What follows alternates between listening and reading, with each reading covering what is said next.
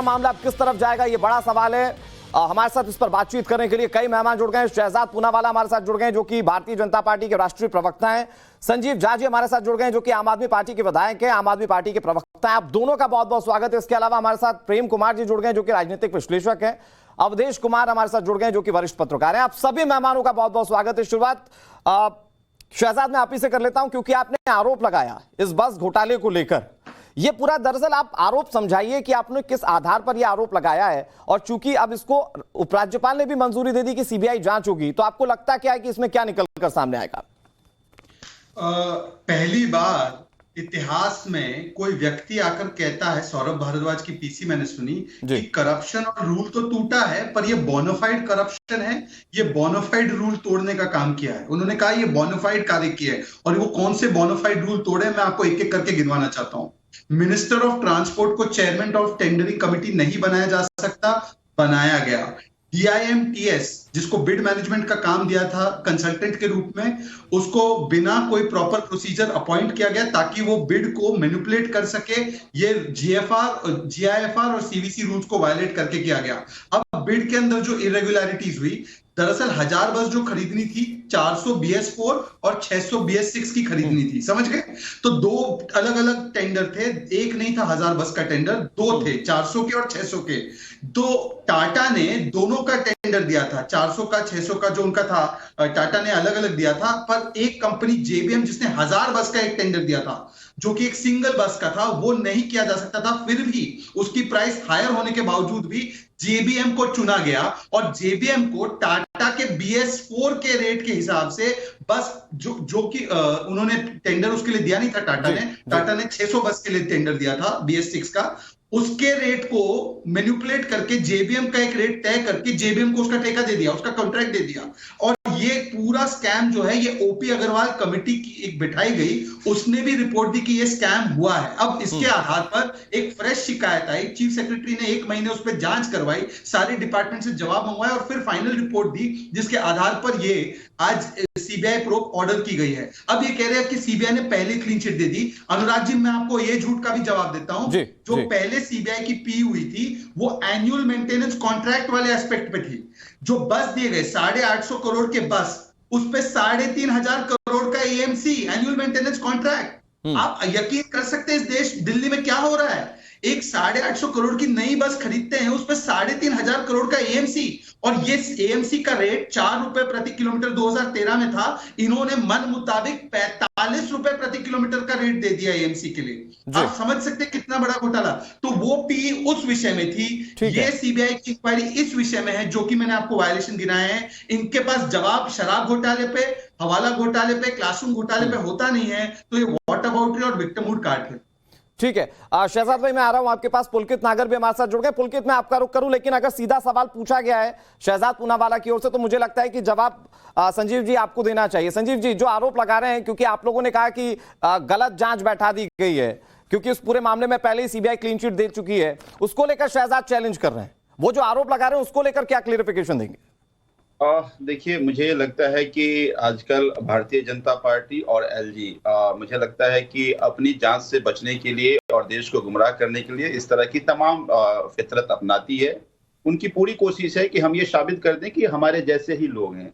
लेकिन जब जब ये जांच बैठाया, जब जब इन्होंने जांच किया, इनको मुंह की खानी पड़ी है। चाहे वो पिछला मामला देख लीजिए, चाहे अब की। हम जांच से नहीं डरते, लेकिन मेरा ये कहना है कि इससे पहले भी आपने एक कमेटी, पिछले LG ने कमेटी बनाई थी, उस कमेटी का ही रिपोर्ट था कि इसमें किसी तरह का भ्रष्टाचार नहीं है।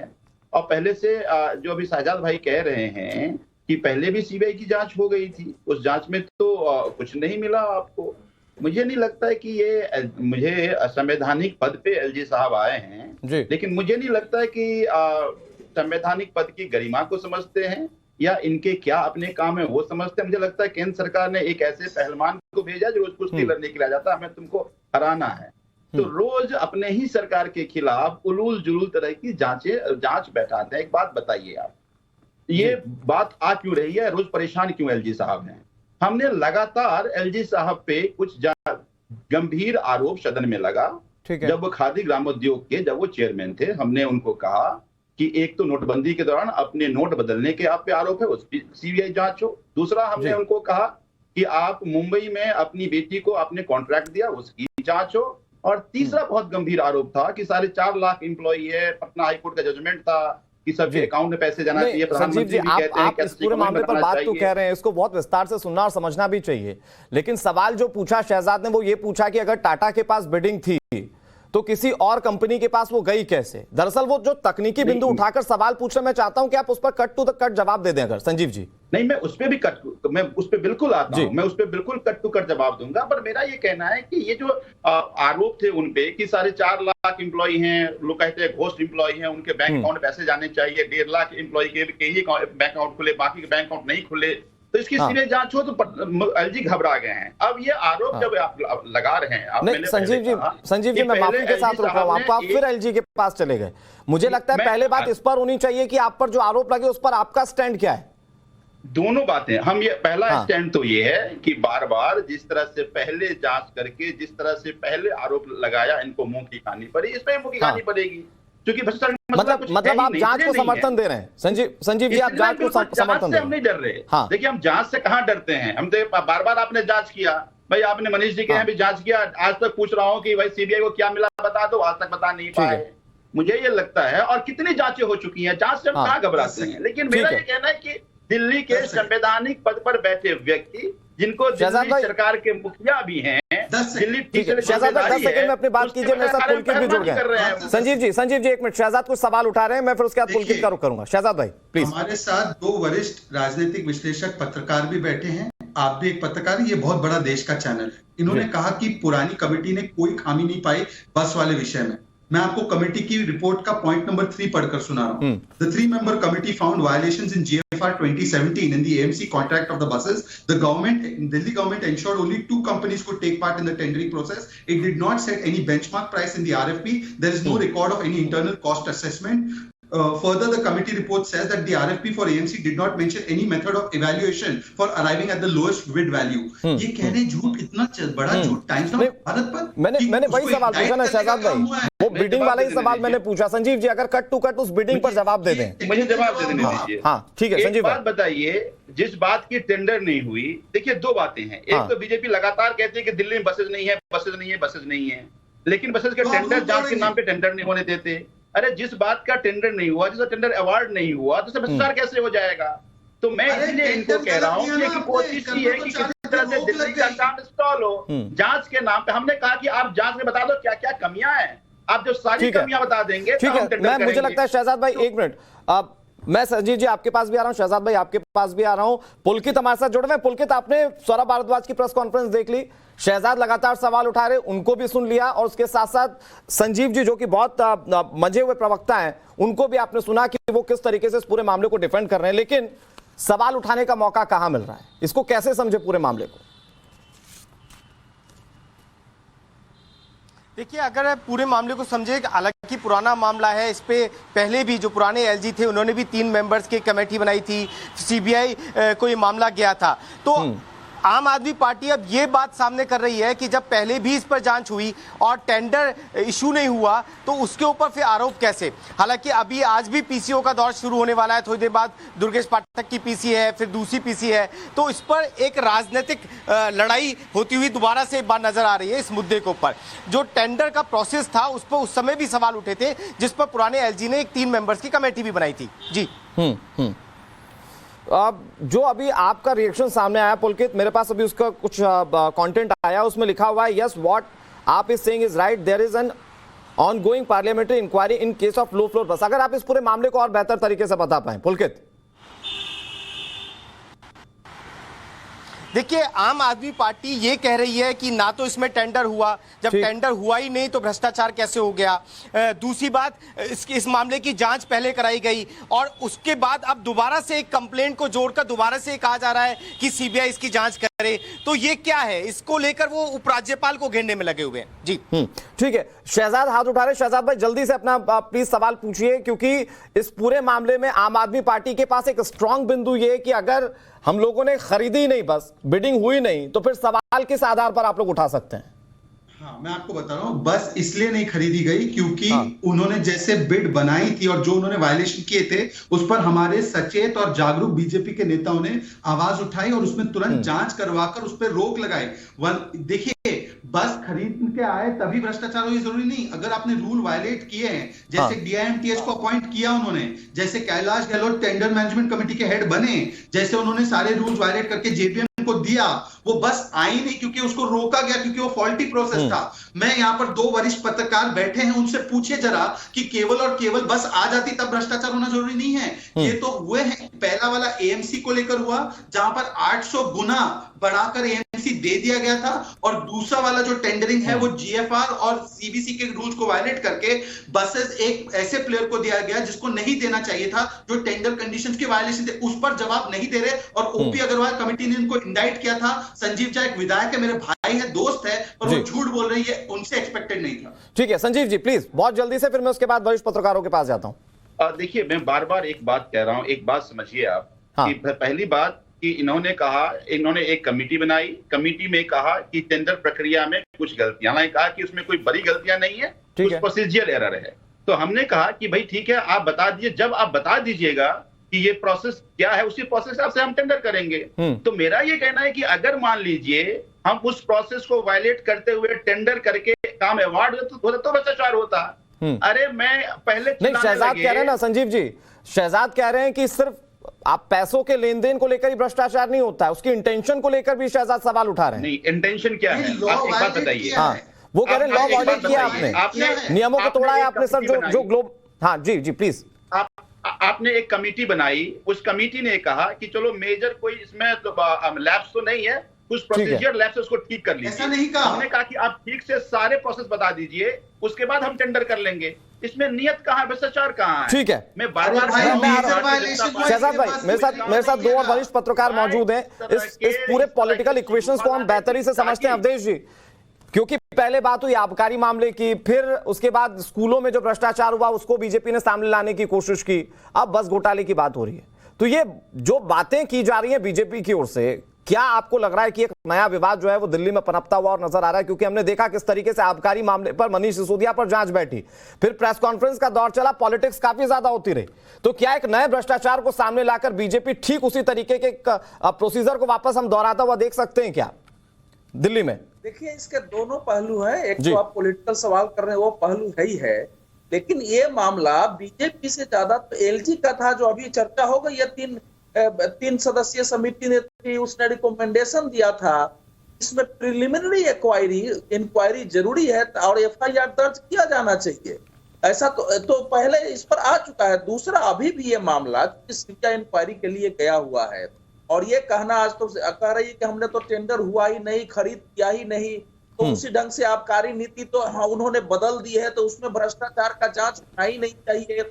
आप परिवहन मंत्री को योजना पूर्वक चेयरमैन बना देते हैं का, उसके बाद उनको जो सलाहकार बनते, सलाहकार समिति, उनका चेयरमैन अपने व्यक्ति को बना देते हैं, और पूरी एक प्लानिंग बनती है कि कैसे खरीदना है। लेकिन मैं कह रहा हूँ कि इसमें जो मूल घोटाला है उसको ठीक से समझिए जी। दिल्ली की पुरानी डीटीसी बसें जो कि जिला विकसित के समय खरीदी गई थी, उसको जानबूझ करके, क्योंकि जांच होगी तो ये चीजें आएंगी, उसको जानबूझ करके इतनी बुरी स्थिति में पहुंचा दिया गया है कि आपको सड़कों पर चलते हुए, और आप चले जाइए जो कॉमनवेल्थ गेम के उलट जो जगह है जहाँ से पूरा का पूरा बसें रहती है, आपको 80% बसें सड़ी हुई खराब अवस्था में रखी हुई मिलेंगी। तो जानबूझ के उन बसों को खराब किया गया। उसके जो जिम्मे था वो किसको मेंटेनेंस था, इसमें मेंटेनेंस की भी समस्या है, उस पर पुराने मामले हैं, जगह जगह आवाज उठी है, वो पुराने बस नष्ट कर दिए गए ताकि नए खरीदे जाके। ये जो एक निहायत देश में भ्रष्टाचार के विरुद्ध आवाज उठा के सत्ता में आई थी जी, पूरी नीति इस समय संदिग्ध है, पूरी नीति भ्रष्टाचार वाली दिखती है। अभी अलग बात है कि मैं अवधेश जी, संजीव जी हाथ उठा रहे हैं, संजीव जी हाथ उठा रहे हैं। संजीव जी जवाब देंगे। संजीव काफी बोल चुके हैं, अच्छे प्रवक्ता है, तो सोच समझ के जवाब देते हैं। तो संजीव जी की पार्टी तो फिर से विधानसभा बुला लगी कि हम तो बहुमत है, किसी ने कहा ही नहीं था बीजेपी हमारे खिलाफ कर रही है, वो कर सकते हैं। लेकिन सच यही है कि जैसे आबकारी नीति में भ्रष्टाचार साफ दिखता है, जांच में जो हो, डीटीसी को बर्बाद करने के जो नीति दिखती है वो भी है। आपको दिल्ली में यहाँ तक कि अभी कई चीजें सामने आनी है। ठीक है, तो इलेक्ट्रिसिटी ठीक है, नहीं लेकिन सर वो उसी चीज को आधार बनाते हैं कि आप अभी तो जांच विचाराधीन है, जांच पूरी हो जाने दीजिए, और वो ये भी कहते हैं कि अभी तक जो जांच हुई उसमें आप निकाल क्या पाए। लेकिन संजीव जी मुझे एक बात बताइए, होता क्या है अमूमन जब बार बार किसी चीज को हिट किया जाए तो वो लोगों के जहन में, वो लोगों के दिलो दिमाग में बैठ जाता है। और पिछले जुमा तकरीबन 20 से 25 दिन की दिल्ली की सियासत देखिए तो एक के बाद एक ताबड़तोड़ ये तीसरा भ्रष्टाचार का मामला है। तो कहां ट्रांसपेरेंसी में आपकी कमी है? देखिए, ये बहुत इंपॉर्टेंट बात आपने कहा कि हाँ। कोशिश यही है कि किसी तरह से ये लगातार चीजें को रख करके सामने ये कहते हैं कि ये भी भ्रष्ट सरकार है, हमारे बराबर है, ये ईमानदार लोग नहीं। ये पूरी संजीव जी सवाल कहां खड़ा होता है? संजीव जी देखिए क्या होता है कि आप भी जानते हैं कि अगर एलजी किसी चीज की अप्रूवल देंगे तो वो बिना तथ्यों या बिना साक्ष्यों के आधार पर तो नहीं देंगे। एक रिपोर्ट उनके पास पहुंचती है जो मुख्य सचिव लेकर जाते हैं सर। तो अगर मुख्य सचिव रिपोर्ट लेकर गए तो क्या बिना कानूनी आधार के वो रिपोर्ट लेकर गए हैं? अगर जांच बैठ रही है तो क्या ये बिना तथ्यों के आधार पर जांच बैठ रही है? मैं वही कह रहा हूं कि मुझे आश्चर्य क्यों हो रहा है। मुझे आश्चर्य इसलिए हो रहा है, तीन बातें हैं। एक तो सिंह साहब ने कहा, मैं इनकी बड़ी इज्जत करता हूं, उन्होंने कहा कि बसेस शीला दीक्षित के समय के बसेस बदल दिए गए, तो बसेस का 10 साल का टाइम होता है, फिर नए बसेस आते हैं। दूसरी बात आपने ये कहा कि जांच होनी चाहिए। मेरा ये कहना है कि आप 1.5 साल पहले आपने ऑलरेडी सीबीआई का पी इशू हो चुका है दोनों मसलों पे, तो अब ये नए जांच का मसला, नए आप आदेश क्यों दे रहे हैं सीबीआई का? तीसरा मसला जो है वो ये है कि अगर मान लीजिए आपने कमेटी की एक रिपोर्ट आई, उस रिपोर्ट को हमने कहा कि जब तक उस रिपोर्ट का फाइनल नहीं आ जाएगा हम कोई टेंडर नहीं करेंगे। तो हम यही कर सकते हैं ना। इनकी पूरी, मैं बार बार कह रहा हूं, पूरी कोशिश तो है एक कि दिल्ली में किसी तरह का काम ना हो। ठीक है सर, जांच कब तक? मैं आ रहा हूं संजीव जी आपके पास आ रहा हूं। शहजाद इन तकनीकी बिंदुओं पर क्या कहते हैं मैं आपका रिएक्शन भी लूंगा, लेकिन हमारे साथ हमारे वरिष्ठ सहयोगी भवतोष जी जुड़ गए हैं। मैं प्रेम जी आपके पास भी आऊंगा, मैं आपका भी वक्तव्य लूंगा, लेकिन भवतोष आप ईडी और सीबीआई के मामलों को बहुत करीब से देखते हैं। सबसे पहले तो ये बताइए कि किसी भी मामले में सीबीआई तक बात कैसे पहुंचती है, यानी कि अगर एलजी उस पर हस्ताक्षर करते हैं तो वो कैसे, किन परिस्थितियों में हस्ताक्षर करते हैं? और दूसरी चीज, जिन मामलों में, यानी कि जिस मामले में अभी बीजेपी सवाल उठा रही है, बीजेपी के सवाल उठाने का ग्राउंड क्या है? मैं देना चाहूंगा कि इसमें एक प्रिलिमिनरी इंक्वायरी चल रही है और ऐसा नहीं कि किसी को भी क्लीन चिट मिली है। सीबीआई ने इसमें कहा है कि प्रिलिमिनरी इंक्वायरी अभी भी चल रही है। जो प्रिलिमिनरी इंक्वायरी सीबीआई की होती है वो एफआईआर नहीं होती है। सीबीआई इसमें अभी साक्ष्य जमा कर रही है, वो एविडेंस इकट्ठा कर रही है। अगर उनके पास एविडेंस आता है तो उसमें वो एफआईआर या रेगुलर कंप्लेंट फाइल करेगी और वो अभी तक अब जांच कर रही है। इसमें एक और इम्पोर्टेंट बात यह है कि जब प्रिलिमिनरी इंक्वायरी चल रही होती है तो वो रेड्स और सर्चेस नहीं कर सकती है, सिर्फ डॉक्यूमेंट की रिक्वेस्ट कर सकती है। इसमें एक और इम्पोर्टेंट बात है कि जो ऑनगोइंग प्रिलिमिनरी इंक्वायरी है उसी में ये कंप्लेंट ऐड कर दी जाएगी। तो ऐसा नहीं है जो आप कह रही है वो सही है या बीजेपी कह रही है। इसमें इस साल की जनवरी में प्रिलिमिनरी इंक्वायरी शुरू हुई है और अभी जांच का दायरा बढ़ता जा रहा है। किसी को भी क्लीन चिट नहीं मिली अभी तक। भवतोष जी आपने बहुत अच्छे तरीके से इसे बताया कि इस पूरे मामले में क्या वो तकनीकी बिंदु है। शहजाद भाई मैं आपके पास आऊं, प्रेम जी का रिएक्शन लेना बहुत जरूरी, बहुत देर से वो सुन रहे हैं। प्रेम जी, लेकिन यहां पर अगर दिल्ली की सरकार पर एक के बाद एक वही सवाल जो मैंने संजीव जी से पूछा कि एक के बाद एक अगर वही सवाल रिपीटेटिव पूछे जाएंगे तो वो सवाल तो खड़े होंगे जिस आधार पर आम आदमी पार्टी खुद को ये कहती है कि हम सबसे कट्टर ईमानदार हैं। जी, बहुत महत्वपूर्ण बहस है।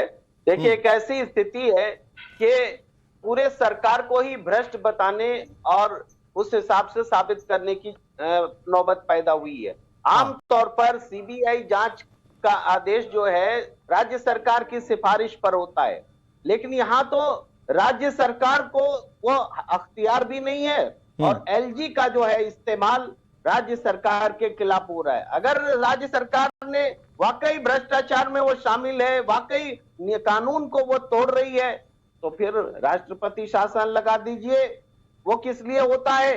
लेकिन इस तरीके से आप राज्य सरकार बनाम एलजी कर रहे हैं, एलजी को पॉलिटिकल आदमी को आप एलजी बनाते हैं। नहीं तो मुझे लगता है कि प्रेम जी ये सवाल आपको आम आदमी पार्टी से पूछना चाहिए। नहीं प्रेम जी देखिए, ये जितने मामलों में अभी जांच को लेकर एक कदम आगे बढ़ाए गए हैं उन तमाम मामलों में मुख्य सचिव, जो आप मानते हैं ना सर कि किसी ऐसे राज्य में जहां पर पूर्ण राज्य का जिसको दर्जा नहीं है, मुख्य सचिव का रोल अहम होता है, तो मुख्य सचिव अगर संस्तुति कर रहे हैं या घोटाले को लेकर किसी तरह की कोई सुबुगाहट है और वो जांच करवा रहे, रिपोर्ट आ रही है, तो जांच के लिए तो वो जाएंगे ना उपराज्यपाल के पास। सर मुझे लगता है मेरे से बेहतर आप इस प्रक्रिया को समझते हैं।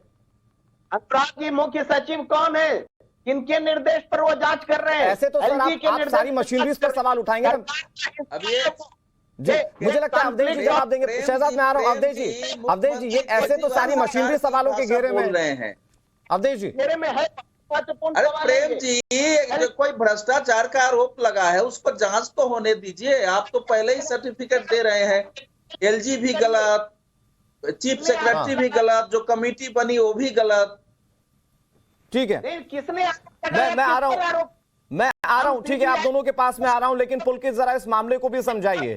जिस तरीके की बात प्रेम कुमार जी कह रहे हैं, मैं आ रहा हूं शहजाद भाई, आ रहा हूं आपके पास। पुलकित मुझे बहुत जल्दी से समझाइए, जिस तरीके की बात प्रेम जी कह रहे हैं, प्रेम जी तो राष्ट्रपति शासन लागू कराने की बात कर रहे हैं कि ऐसे मामलों में डायरेक्ट नहीं होती है। तो ये अगर डायरेक्ट नहीं हो रही है तो सीधे किसी एक मशीनरी पर जो कि सरकार से अलग काम करती है उस पर सवाल उठा देना क्या ठीक है? देखिए अगर हम देखें तो चीफ सेक्रेटरी की भूमिका बड़ी है और तमाम जितनी भी फाइलें हैं वो उनके पास से होकर गुजरती हैं। अब ठीक है, एक पॉलिटिकल रिएक्शन मैं सुन रहा हूं चारों तरफ से आ रहा है, लेकिन इसमें सबसे महत्वपूर्ण बात जो बात कही थी वो भक्तोष की थी कि किस तरीके से सीबीआई ने पहले इस पे जांच की और अभी तक किसी को क्लीन चिट नहीं है, ना कोई एफआईआर दर्ज हुई है। लेकिन आज सुबह जब ये मुद्दा उठा तो इसमें यह बात सामने आई कि एक नई कंप्लेंट हुई है और जिस पर आपने ये रिएक्ट किया कि जब इसकी पहले से जांच चल रही थी और घोटाला बस खरीदी नहीं गई तो हम पे दोबारा से आरोप क्यों? तो कुल मिलाकर पॉलिटिकल रिएक्शन है चारों तरफ से। ठीक है, लेकिन चीफ सेक्रेटरी की रिपोर्ट नहीं, लेकिन काम तो अपनी प्रक्रिया से होगा ना पुलकित। हर चीज में आप सवाल उठाकर सिर्फ ये तो नहीं कह सकते कि फला सरकार जो है वो फला को दबाने की कोशिश करे शहजाद भाई। लेकिन इस तरह की जब भी जांचें बैठती हैं आप लोग सवालों के घेरे में होते हैं। कहा जाता है आप केंद्र में बैठे हुए हैं, चूंकि इसीलिए आप सरकारी मशीनरी का इस्तेमाल करते हैं, और मुझे लगता है कि इस मामले में भी अंततः अनंतोगत्वा यही होना है। फिर अनुराग जी, आप पुलकित भाई बड़े वरिष्ठ पत्रकार बैठे हैं, मैं एक ही सवाल पूछना चाहता हूं। इन्हीं पुलकित नागर ने जब इंटरव्यू लिया था तो इन्होंने कहा सत्येंद्र जैन कट्टर ईमानदार है, आज 3.5 महीने से वो व्यक्ति जेल में, राहत नहीं मिली। पुलकित भाई उनसे पूछ ले कि कट्टर ईमानदार है तो कोर्ट उनको राहत क्यों नहीं दे रही? ये विद्वेषपूर्ण कार्रवाई का आरोप कितना फर्जी है यहां पर सभी लोग जानते हैं। दूसरी बात, अगर भक्तोष जी अभी भी साथ में या पुलकित जी से पूछिए, बस न खरीदना इसका मतलब ये नहीं कि घोटाला नहीं हुआ। और जिस प्रकार से संजीव झा, अब देखिए फोन से वो इंस्ट्रक्शन ले रहे क्या बोलना है, क्योंकि वो पकड़े गए, वो कमेटी की रिपोर्ट का भी झूठ बोल रहे थे। उसके बाद उन्होंने ये भी झूठ बोला कि क्योंकि बस नहीं खरीदी तो भ्रष्टाचार नहीं हुआ। अरे रूल तोड़ा है, रूल वायलेट हुआ है। पुलकित जी भली भांति जानते हैं इन चीजों को, वो समझते हैं एडमिनिस्ट्रेशन कैसे होता है। आप केवल आपकी चोरी पकड़ी गई और आप चोरी नहीं कर पाए, इसका मतलब ये नहीं कि मंशा नहीं थी चोरी करने की। पूरे दिल्ली गवर्नमेंट के जो रूल्स है, ट्रांजैक्शन ऑफ बिजनेस है, उसको वायलेट शराब घोटाले में भी किया है उन्होंने, वायलेट इस घोटाले में भी किया है, क्लासरूम वाले में भी किया है। इसीलिए तो रिपोर्ट चीफ सेक्रेटरी से लेकर सीवीसी की है और एक जवाब स्पेसिफिक नहीं देते। संजीव जी फोन पर बात कर रहे थे, मैंने आपको इंटरप्ट नहीं किया। संजीव जी बहुत बड़ी बात कही है शहजाद ने, लेकिन शहजाद एक बात और मुझे बताइए कि इतने आरोपों पर आपको मिला क्या? ये सवाल आम आदमी पार्टी उठाती है। आज सत्येंद्र जैन कहां है? आज सत्येंद्र जैन कहां है? बस जवाब इतना ही है। ठीक है संजीव जी, लेकिन आप जो शहजाद कह रहे हैं कि आप अगर कहते हैं कि वो आप आरोप लगाते उसमें कुछ निकलकर सामने नहीं आता, उसका जवाब तो शहजाद ने दिया।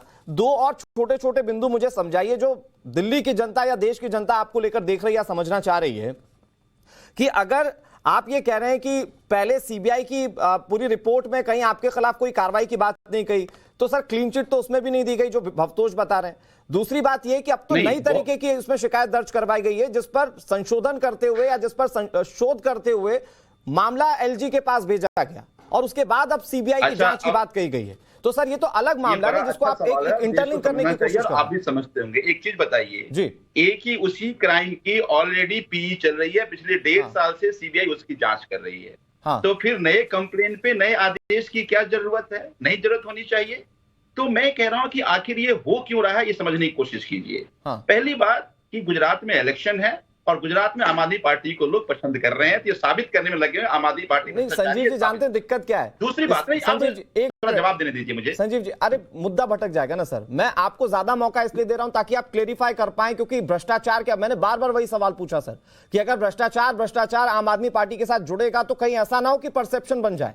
तो सर मुझे लगता है कि आपको परसेप्शन क्लियर करना चाहिए। नहीं, आप गुजरात चुनाव की बात करेंगे सर, पॉलिटिकल डिबेट हो जाएगी, फिर हम तार्किक बात नहीं कर पाएंगे। अच्छा ठीक है, थोड़ा समय दे दीजिएगा आप बताइए ना, आप क्या चाहते हैं? आपकी छवि साफ हो या फिर हम पॉलिटिकल तमाम चीजों में उलझते रह जाएं? आप बताइए आप क्या चाहते हैं? अच्छा एक बात बताइए, हाँ, कि जैसा भवतोष जी ने बताया, हाँ, कि अगर एक तरह की शिकायत की ऑलरेडी 1.5 साल पहले चल रहा था, तो आज अचानक नया आदेश देने की जरूरत क्यों है? अच्छा मुझे एक चीज बताइए संजीव जी, मुझे एक चीज बताइए। शहजाद भाई मैं आ रहा हूं आपके पास। संजीव जी मुझे एक चीज बताइए, मान लीजिए कि किसी एक चीज की जांच की गई, उस जांच में हो सकता है कि प्रिलिमिनरी रिपोर्ट जो आए वो आपके फेवर में ना हो या आपके खिलाफ चली गई हो, क्या आपको नहीं लगता कि उसमें दोबारा किसी तरह के कोई क्वेश्चंस रेज हो सकते हैं? क्या आपको नहीं लगता कि दोबारा जांच की कोई गुंजाइश हो सकती है? अरे तो ऑलरेडी ये चल रहा है 1.5 साल से, जांच चल रहा है, जांच खत्म नहीं हुआ है। अगर जांच खत्म हो गया रहता तो आप नए आदेश दे देते। सर कौन सी किताब में लिखा है कि जांच चल रही है तो दूसरी जांच नहीं बैठ सकती है या दूसरे पहलू से जांच नहीं की जा सकती? एक ही तरह आपने पहले ये आरोप लगाया कि बस की खरीद फरोख्त में भ्रष्टाचार हुआ, उसकी सीबीआई कर रही है, फिर आपके भ्रष्टाचार हुआ, उसकी फिर से नया आदेश जारी कर दिया। एक बात समझ में समय दीजिएगा फिर आप, ये जांच का बात जांच की नहीं है, बात जांच की नहीं है। ये नए आदेश इसलिए आ रहे हैं कि हमने, फिर मैं कहूंगा कि एलजी पर जो हमने आरोप लगाए, अपने आरोप से भटकाने के लिए ये नए आदेश आ रहे हैं। मुझे एक और चीज समझाइए, शिकायत वही है। नहीं संजीव जी मैं देखिए मैं बहुत तार्किक चीजों को समझना चाहता हूं।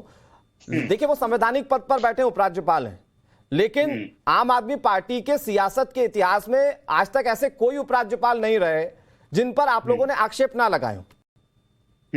तो हर किसी राज्यपाल पर अगर आप इसी तरह के आक्षेप लगाएंगे, मुझे लगता है बेहतर ये होता कि आप ये सीधे ये कहकर छोड़ देते कि आपको लगता है कि इसमें जांच की गुंजाइश है, आप जांच कीजिए।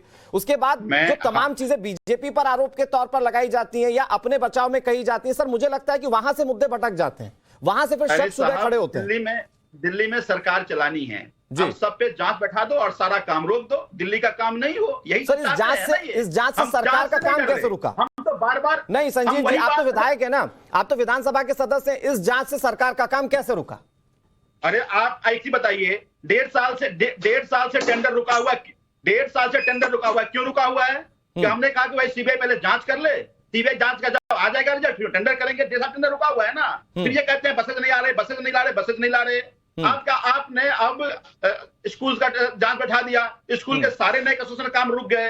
अब देखिए कोशिश इनकी क्या है, कोशिश बार बार यही है। मैं कह रहा हूं, पलट के जब इनको पूछता हूं कि एलजी साहब आप पे भी 3 आरोप लगे, अपनी जांच करा लो, आप क्यों जांच से डर रहे? हम कोई जांच से नहीं डर रहे, लेकिन जांच के नाम पर दिल्ली के सारे डेवलपमेंट का काम रोक देते हैं आप। शहजाद आने का काम रोक रहे हैं, इस बात में संजीव जी के बात में ग्राउंड है कि अगर सब पर सवाल ही उठा दिए जाएंगे और जांच के मामले में अगर जांच के अधीन रहेंगे सारे मामले, तो डेवलपमेंट के काम तो रुकेंगे। फिर दिल्ली की जनता को क्या दे पाएगी आम आदमी पार्टी की सरकार? संजीव वैसे मेरे बड़े भाई है, मैं उनसे उन्हीं के तर्क पे एक सवाल पूछता हूँ। सत्येंद्र जैन पीडब्ल्यूडी और हेल्थ मिनिस्टर है, 3-3.5 महीने से जेल में है, उनके ऊपर ऐसे चार्जेस है कि कोर्ट भी उनको राहत नहीं दे रही है। कोर्ट ने एक बार आपराधिक पृष्ठभूमि का और हवालाबाज का है, उससे काम नहीं रुक रहा आपका। उनका चार्ज अभी तक नहीं लिया है और मुझे बताया गया इसलिए नहीं लिया है क्योंकि उनके परिवार वालों ने केजरीवाल जी को बोला है कि तुमने हमें हटाया तो तुम्हारी पोल खोल देंगे। ऐसा है क्या संजीव जी? बताना, पर पीसी करके बताना। पर मुझे एक बात बताइए, जब एक मंत्री जो भ्रष्टाचार में लिप्त है, जिसको कोर्ट ने राहत नहीं दी, आपराधिक पृष्ठभूमि का कहा और वो अपना कार्य नहीं कर पा रहा है, उसको वीवीआईपी मंत्री बनाकर रखा है, उसका मंत्रालय लेते तब काम नहीं रुक रहा है इनका। और क्योंकि भ्रष्टाचार की जांच हो रही है, ये कह रहे कि या तो भ्रष्टाचार करने दो या तो काम नहीं होगा। ये ठीक है संजीव जी, मुझे एक लाइन में जवाब दीजिएगा। अगर काम रुकने के डर से क्या भ्रष्टाचार को अगर हो रहा है, मैं कहता हूं कि सरकार शामिल नहीं है, लेकिन अगर भ्रष्टाचार हो रहा है तो क्या काम रुकने के डर से वो भ्रष्टाचार की जांच ना की जाए? बस एक लाइन में जवाब दीजिए, मैं अवधेश जी के पास चला जाता हूं। नहीं तो इसका मतलब ये है ना कि दिल्ली में सारा काम रोक दो और सारे विभाग की जांच। सर जितने भी मामले उठे, सर आबकारी का मामला उठा, बिना रिपोर्ट के तो उस पर जांच की संस्तुति नहीं की गई। जो स्कूल वाली बात कही गई बीजेपी की ओर से, बिना किसी आधार के तो वो आरोप नहीं लगाए गए। ये जो नया मामला बस का सामने आ रहा है, आप भी मानते हैं इस पे कि टेंडर नहीं हुआ? सारा काम रोक दो। मैं कहता हूं मैं कहता हूं अपनी भी जांच करा लो, पहली बात। दूसरी बात, शहजाद भाई ने कहा कि सत्येंद्र जी जेल में हैं। भाई आप, शहजाद भाई 4 दिन पहले बेल पे प्ली थी, यही बात जज भी पूछ रही थी सीबीआई से कि बताओ भ्रष्टाचार क्या है। सीबीआई जज, वकील बता नहीं पाया। चलिए ठीक है, मैं कहता हूँ डाइवर्ट नहीं करते, ठीक है, जाने देते, डाइवर्ट नहीं करते। मुझे लगता है संजीव जी, आरोप प्रत्यारोप तो चलते रहेंगे, लेकिन फिर मेरा जो बहुत बेसिक सा सवाल है जिसे बहुत आम जनता आम शब्दों में समझ पाएगी, वो ये कि बार बार ये आरोप लगना, तो मुझे लगता है कि उस ट्रांसपेरेंसी पर कहीं ना कहीं जनता के मन में सवाल आ जाएगा, भले ही वो आम आदमी पार्टी का सपोर्टर है। मैं आपके पास आऊंगा, मैं शहजाद का भी रुख करूंगा, लेकिन अवधेश जी, सारे तंत्र इनके रोज जांच बैठाते रहो। और ये आरोप कब तक लगते रहेंगे अवधेश जी? किसी भी तरीके की जांच बैठे, किसी भी तरीके की जांच बैठे तो सीधे तौर पर यह कहा जाता है काम रोकने की कोशिश है, किसी भी तरीके की जांच बैठे तो मशीनरीज का इस्तेमाल किया जा रहा है। ये आरोप कब तक लगते रहेंगे? देखिए अनुराग, आपने जितने भी प्रश्न किए हैं उसका उत्तर संजीव जी ने इसी तरीके से दिया है। इसको बोलते हैं रणनीतिक रिप्लाई, कि सीधे रिप्लाई नहीं देकर। तो वो रणनीतिक रिप्लाई दे रहे हैं, राजनेता का परिचय दे रहे हैं सर वो। हाँ, नहीं, उनको भी पता है कि दिल्ली सरकार में कैसे काम हुए हैं, जो लोग जुड़े हैं उनको पता है। देखिए, जहां तक विकास का प्रश्न है, तो अगर शराब नीति पर जांच हो रही है, उससे विकास पर कोई अंतर पड़ने वाला नहीं है। अगर डीटीसी का घोटाला तो बहुत साफ है ना, सीबीआई नहीं भी करती तो डीटीसी को नष्ट कर दिया गया है। जगते तो आंखों से दिख रहा है ना, जनता को नजर दिखाई दे रहा है कि क्या हुआ है, लेकिन उसकी जांच होनी ही नहीं चाहिए। तीसरा सवाल उठा रहे हैं कि पहले से एक जांच है तो दोबारा क्यों होगी? किसी भी कानून में प्रोसीजर में नहीं है कि कोई प्रिलिमिनरी इंक्वायरी हो रही हो, और अथॉरिटी के पास अगर नए तथ्य आते हैं तो नए सिरे से जांच के लिए अनुशंसा नहीं कर सकता है। ये तो कहीं भी कानून में नहीं लिखा हुआ है। आरुषि हत्याकांड में तो सीबीआई ने क्लीन चिट तक दे दी थी, उसके बाद उस पर दोबारा जांच हुआ और उस व्यक्ति को सजा हुई है। हमारे देश में ऐसे में 20 उदाहरण दे सकता हूँ कि पहले दे चुका है बोफोर्स मामले में, पहले क्या हुआ है, बाद में क्या हुआ है। बिल्कुल ठीक कहा। ऐसे अनेक मामले देश में आए हैं कि दोबारा 4-4 बार जांच हुई है, इससे उसमें समस्या नहीं है। अनुराग, इसका तो मूल बात यह है, हमेशा यह ध्यान रखिए कि एक सरकार तो देश में आंदोलन से आई है, जिसका चेहरा देख करके लोग मानते थे कि यहाँ किसी भी प्रकार का भ्रष्टाचार का आरोप तक नहीं लगेगा। जो खुद कहता था कि आरोप लगे तो अपने को पद से हटाओ और जांच के लिए सौंप दो। आज जो पूरी सरकार भ्रष्टाचार के आरोप के और जांच के घेरे में है, इससे बड़ी मुझे लगता है पैनलिस्ट, जितने भी पैनलिस्ट हैं वो तो तब से इस चीज को कवर कर रहे हैं। जब अन्ना आंदोलन हुआ था, बात लोकपाल की छिड़ी थी, लोकपाल से बात छिड़ते छिड़ते कानून व्यवस्था और फिर ईमानदार सरकार की भी आने लग गई, और आज फिर जब लगातार इस तरह के आरोप लग रहे हैं जिसमें भ्रष्टाचार के आरोप लगाए जा रहे हैं, तो वो कहीं ना कहीं सवाल पूछने पर मजबूर करते हैं। शहजाद भाई, मैं आता हूं, प्रेम कुमार जी बहुत देर से सुन रहे हैं, लेकिन प्रेम जी, ये ऐसा नहीं है कि कोई सरकार दिल्ली में रही हो तो भ्रष्टाचार के आरोपों से ना जूझी हो। इससे पहले आपको याद होगा शीला दीक्षित सत्ता में थी तो उन पर भी आरोप लगते थे। तो ये जो मौजूदा सरकार पर आरोप लग रहे हैं, आपको लगता है कि इस पर पॉलिटिकल जवाब देना ठीक है, या ऑन ग्राउंड कानूनी इस पर लड़ाई लड़ते हुए अपने इन आरोपों के दाग को धोना जरूरी है? आपको क्या लगता है, क्या करना चाहिए? देखिए अनुराग जी, पॉलिटिकल जवाब देना, ये कोई जवाब देने से कोई कानूनी प्रक्रिया में बाधा तो नहीं आती। संजीव जी अगर पूछ रहे हैं कि सीबीआई के पास पहले से मामला है, तो नया सीबीआई आदेश बना लेने की क्या जरूरत है? तो ये तो एक जेन्युइन सवाल है ना। सीबीआई सर, आपके लिए नया आदेश मायने रखता है कि मामले में ट्रांसपेरेंसी मायने रखती है? नहीं, प्रेम जी मुझे ये बताइए, दूध का दूध पानी का पानी हो, ये जरूरी है, या फिर पहले वाला मामला चल रहा है तो चलने दे, क्या जरूरी है? दूध का दूध पानी का पानी अगर किया जाता तब केंद्रीय एजेंसियों के दुरुपयोग का सवाल ही क्यों पैदा होता? जहां सर ये कैसे तय कीजिएगा आप वहां बैठकर कि केंद्रीय एजेंसी का दुरुपयोग किया जा रहा है? सर मैं बार बार एक ही बात तो कह रहा हूं कि अगर कोई लीड थी या कोई जांच रिपोर्ट थी, उसके आधार पर तो जांच बैठाई गई ना साहब। मुझे तो नहीं लगता कि ये समझ पाना बहुत मुश्किल है। थोड़ा सा बोलने दीजिए, पर बोलने सर मैं कह रहा हूं आप तर्क के साथ बोलिए, मैं बिल्कुल बोलने दूंगा। सीबीआई जांच हुई क्या? उत्तर प्रदेश में खुद मंत्री ने, दिनेश खटीक ने आरोप लगाया जल संसाधन विभाग में ये भ्रष्टाचार का, तो उस पर कोई जांच बैठी क्या? केवल और केवल आम आदमी पार्टी, विपक्षी पार्टी। अच्छा, मुझे बड़ी हंसी आ रही है, जैसे शहजाद भाई आप भी हंस रहे हैं। ये मुझे लगता है कि आम आदमी पार्टी पर जब जांच बैठी, जब मनीष सिसोदिया के खिलाफ कार्रवाई हो रही थी, तो मुझे लगता है हर विपक्षी पार्टी ने सिर्फ आम आदमी पार्टी को छोड़ दें तो उस जांच का समर्थन दिया था। लेकिन फिर अब ये जैसे जैसे जांच आगे बढ़ती जा रही है, आप लोगों पर आरोप गहराते जा रहे हैं कि आप केंद्रीय एजेंसीज का इस्तेमाल कर रहे हैं। शहजाद भाई, देखिए, एक मीम है एक पाकिस्तानी बच्चे का, छोटे बच्चे का, वो हर जगह उंगली दिखाता है, जाके उसकी भी जांच करो, जाके उसकी भी जांच करो, उसकी भी जांच करो। ये ऐसा मुझे प्रतीत हुआ प्रेम जी का, अन्यथा ना लीजिएगा। पर देखिए, मैं एक सीरियस सवाल, अगर इसमें विद्वेष की भावना है, यही तो आप सत्येंद्र जैन मामले में कहते हो ना, तो क्लीन चिट कोर्ट ने क्यों नहीं दी? और सत्येंद्र जैन का मामला, मनीष सिसोदिया का, कांग्रेस पार्टी जिसकी कई बार वकालत करते प्रेम जी आते हैं, उन्होंने स्वागत किया। तो क्या कांग्रेस विद्वेषपूर्ण कार्रवाई का स्वागत कर रही है?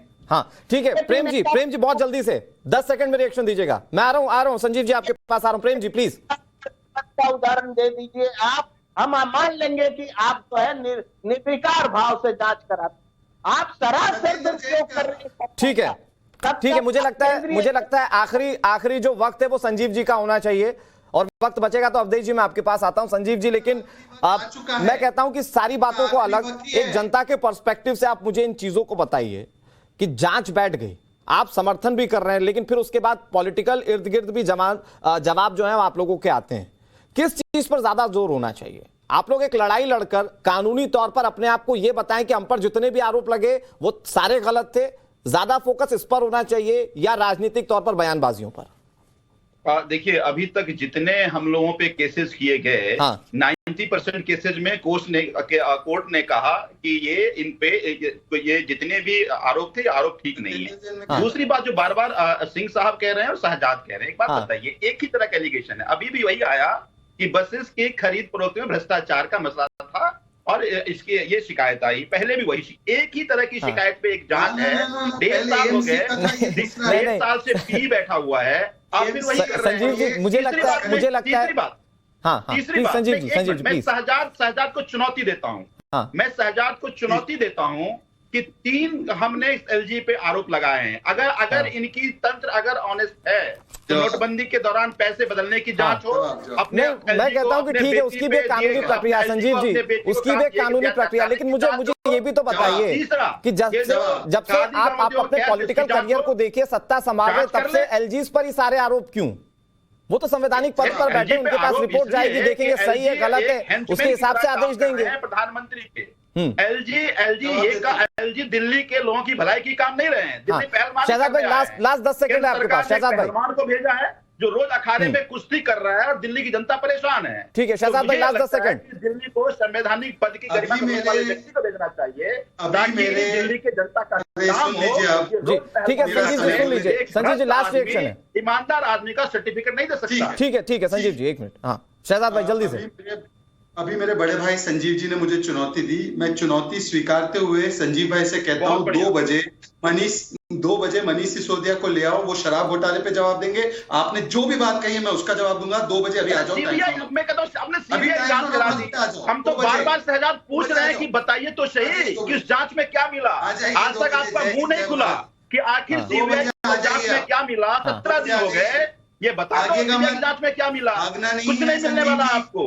तो देखिए, इस बार आपने एक ईमानदार पार्टी से ईमानदार लोगों से टकराया है। ईमानदार अभी तक आपको ईमानदार लोगों का पाला नहीं पड़ा। ठीक है, तो ईमानदार लोगों मुझे लगता है सर, मुझे लगता है शहजाद भाई, संजीव जी, ये ग्राउंड बहुत बड़ा है, ये पॉलिटिक्स का ग्राउंड बहुत बड़ा है जिसमें लड़ाई बहुत लड़ी जाती रहेंगी। अवधेश जी भी हंस रहे हैं, शहजाद भाई भी हंस रहे हैं। मुझे लगता है मनी मन कहीं ना कहीं संजीव जी भी सारी चीजों को लेकर बहुत लाइट मूड में होंगे। लेकिन सर सवाल गंभीर हो जाते हैं तब जब भ्रष्टाचार की बातें होती हैं, और जो लोग आप जानते हैं कि जो लोग आम आदमी पार्टी को वोट दिए होंगे वो भ्रष्टाचार को लेकर तो कम से कम ये मानते होंगे कि ये पार्टी भ्रष्टाचार नहीं कर सकती।